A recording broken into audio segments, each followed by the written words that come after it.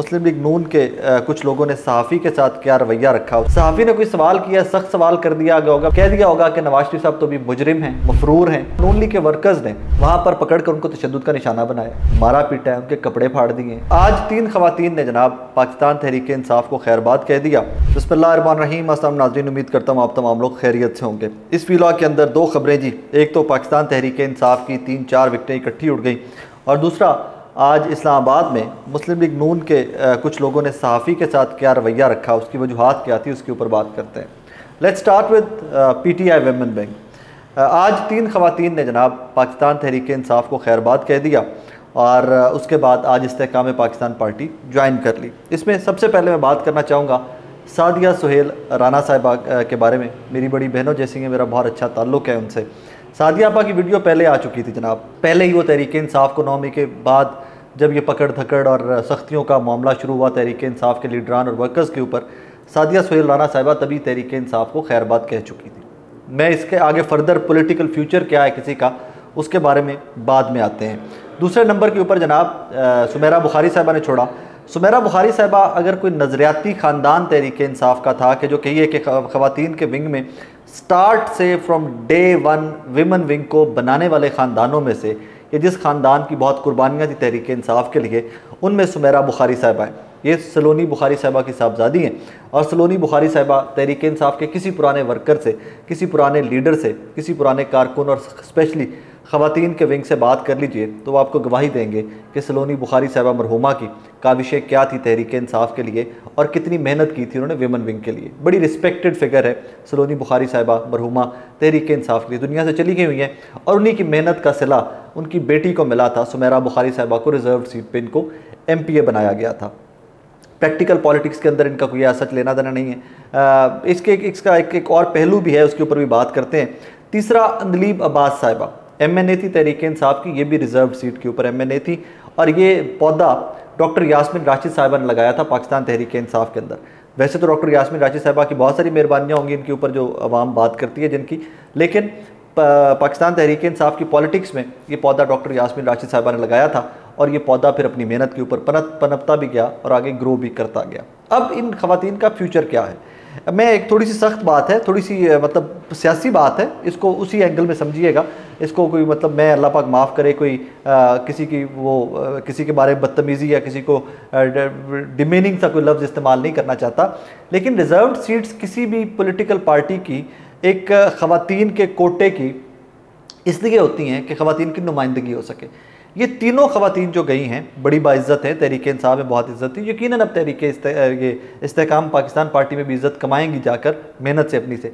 इसके ऊपर ख़वातीन को जिनको टिकट नहीं दिए जा सकते, जिन कारकुनान को, उनको फिर रिजर्व सीट में उनका इनाम दिया जाता है उनकी मेहनत का। जनाब के आपने कैंपेन मैनेज की, आपने ऑफिस मैनेजमेंट देखी, आपने पार्टी के लिए काम किया, तो फिर उनको अवार्ड किया जाता है। ये 3 खवातीन जो गई हैं, इनको मैं विक्टें का लफ्ज़ इस्तेमाल इनके लिए इसलिए नहीं कर सकता क्योंकि ये उल्टा लायबिलिटी होंगी इस्तेहकाम पाकिस्तान पार्टी के लिए, कि अगर वो इस्तेहकाम पाकिस्तान पार्टी इतनी सीटें जीत जाती है तो फिर वो इनको रिजर्व सीट्स के ऊपर लेकर आएगी और ये दोबारा से ऐवानों में जा सकेगी। यहाँ पर एक चीज़ बहुत नोटिस करने वाली है, सोचने वाली है कि इन तमाम खवातीन की, या बहुत सारे लोग जो तहरीक इंसाफ चले गए छोड़ के, मर्द हजरात भी, इनकी पहचान इमरान खान और तहरीक इंसाफ है। इसके अलावा इनकी अपनी कोई पहचान नहीं है। ये कभी भी उन ख़ानदानों से या उन सियासी सीटों से लोग नहीं आए थे कि जिनको कहा जाए कि ये इलेक्टेबल्स थे, ये तहरीक इंसाफ में आए, तहरीक इंसाफ का इक़्तिदार एंजॉय किया, अब आगे ये किंग्स पार्टी में जा रहे हैं या नून लीग में जा रहे हैं या पीपल्स पार्टी में जा रहे हैं। नो, इनकी गेम स्टार्ट तहरीक इंसाफ से हुई थी, और आज लिख लीजिए बदकिस्मती से इनके करियर एंड भी तहरीक इंसाफ पे हुए। ये तहरीक इंसाफ से निकल गए तो इससे आगे इनका कोई फ्यूचर नहीं होगा। That is my perception, that is my view. ये मेरी सोच है, ये मैं सोचता हूँ, क्योंकि इसके अलावा मैं बहुत सारे साबिका सूबाई वज़रा को जानता हूँ कि जिनको किसी सरकारी मुलाजिमों के महकमों के हेड जो सेक्रेटरीज लेवल के लोग थे उनसे शनासाई भी नहीं थी, क्योंकि पहली दफ़ा एक जमात गवर्नमेंट में आई थी तो उनको फिर बीच में लोग फैसिलिटेट किया करते थे कि फ़लाने सेक्रेटरी से कोई काम है, तो बीच में कोई आप जैसा मुझ जैसा कोई दोस्त होता था जिसके दोनों तरफ ताल्लुकात होते थे, तो फैसिलिटेट कर देता होता। मतलब ये इस जमात के, ये इस तरह के जो लोग थे कि जो पुराने सियासी लोग नहीं थे, इनका कोई फ्यूचर एज पॉलिटिकल मुझे तो नज़र नहीं आता। एनीवेज, आगे चलिए। दूसरी स्टोरी जनाब आज की हमारे वीलॉग की, पॉलिटिकल पोलराइजेशन इस हद तक बढ़ गई है कि मुझे नहीं पता कि कल को इलेक्शंस के अंदर क्या होगा। मैं बड़ी बदकिस्मती की बात है, मैं इसको पहले भी कोट कर चुका हूँ कि मुझे अगले जो इलेक्शन आने वाले हैं उनसे खौफ आता है, और ये पाकिस्तान की तारीख में पहले इस तरह के इलेक्शन होंगे। उसकी रीजंस पॉलिटिकल पोलराइजेशन है। हर सियासी जमात का वर्कर इस हद तक पहुँच गया हुआ है, और तहरीक इंसाफ का वर्कर इस हद तक डिसअपॉइंटेड हो गया हुआ है कि उनको लगता है कि यार उनको बहुत ज़्यादा कॉर्नर कर दिया गया, उनको बहुत ज़्यादा पुश बैक कर दिया गया। अब आज क्या होता है, मियां नवाज शरीफ साहब ने इस्लामाबाद में पेश होना था। इस्लामाबाद पेश होने से कुछ दर्जन उनके कारकुनान नून लीग के जो हैं वो वहाँ पर कोर्ट के बाहर मौजूद थे। सहाफ़ी ने कोई सवाल किया, सख्त सवाल कर दिया गया होगा, मेरी ज़ाती राय है, मुझे ज़्यादा इन्फॉर्मेशन इसके ऊपर नहीं मिली, कह दिया होगा कि नवाज शरीफ साहब तो भी मुजरिम हैं, मफरूर हैं, अदालतों में सरेंडर क्यों नहीं कर रहे। तो इस मुजरिम या मफरूर के लफ्ज़ के ऊपर, जो कि वो भी हैं, मुजरिम तो अभी तक हैं, कल को अदालतें उनको कह देती हैं कि जी नवाज शरीफ साहब is a neat and clean man, उनका कोई कसूर नहीं था, तो हम पुरानी अदालतों के पीछे पड़ जाएंगे मुझ समेत लोग। हम नवाज शरीफ साहब को कभी मुजरिम का लफ्ज़ उनके लिए इस्तेमाल नहीं करेंगे, लेकिन जब तक वो मुजरिम हैं तब तक वो मुजरिम हैं। उसके बाद नून लीग के वर्कर्स ने वहाँ पर पकड़ कर उनको तशद्दुद का निशाना बनाया, मारा पीटा है, उनके कपड़े फाड़ दिए। और सबसे ज़्यादा अफसोस जिस चीज़ के ऊपर मुझे हुआ, वो पुलिस जो लोगों के घरों की दीवारें फलांग कर, दीवारें तोड़कर, दरवाजे तोड़कर 80-80, 85-85 साल के बुज़ुर्गों को और बहनों बेटियों को गिरफ्तार करके ले जा रही है। वो पुलिस एक सहाफ़ी मार खा रहा था, तशद्दुद का निशाना बन रहा था नून लीग के वर्कर्स के हाथों, और वो इस्लामाबाद की पुलिस जो है वो वहाँ पर खड़ी हुई तमाशा देख रही थी, और उस सहाफ़ी को मारा गया है। यूथिया और पता नहीं क्या क्या उसके बारे में गलाजत और गालियाँ दी गई हैं उसको। और उसके बाद जब कपड़े फाड़ दिए गए तो उसके बाद कुछ सहाफ़ियों ने इंटरवीन किया है और कुछ पुलिस के लोगों ने जाकर उसकी जान छुड़वाई है। फिर भी नून लीगी वर्कर्स उड़ उड़ कर उस सहाफ़ी के ऊपर हमला कर रहे थे।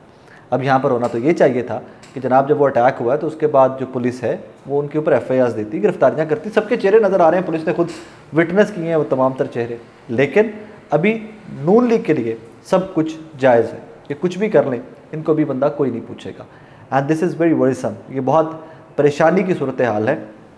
अब इसी सूरत हाल को थोड़ा सा आगे ले जाइए कि आप इलेक्शन में चले गए, इलेक्शन कैंपेन में जलसे जुलूस होंगे, इलेक्शन कैंपेन में एक दूसरे के ऊपर इल्ज़ाम लगेंगे, तकरीरें होंगी, वहाँ पर नवाज़ शरीफ साहब की ये तमाम सज़ाएँ और जिस स्पीड से उनको इंसाफ मिल रहा है इस मुल्क के अंदर, ये तमाम चीज़ें डिस्कस होंगी।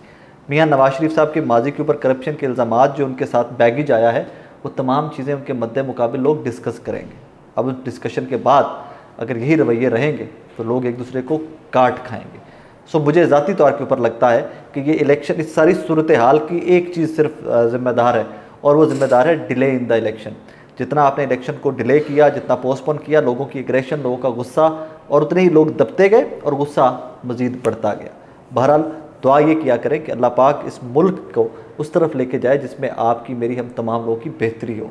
बदकिस्मती की बात है कि आज जब से मैं आपसे मुखातिब हूँ, मुझे आज भी अपने मुल्क के करता धरता लोगों का कोई ऐसा फ़ैसला सामने नहीं आ रहा कि जिसको मैं बोलूँ कि ये मुल्क बेहतरी की तरफ लेके जाया जा रहा है। ये मुल्क में पॉलिटिकल टेम्परेचर को नॉर्मलाइज करने की बात हो रही है। अभी भी political temperature on the rise है, ये बढ़ रहा है, और ये अगर फर्दर बढ़ेगा तो अल्लाह ना करे नताइज बहुत भयानक होंगे। अपना बहुत सारा ख्याल रखिएगा, दुआ में याद रखिएगा।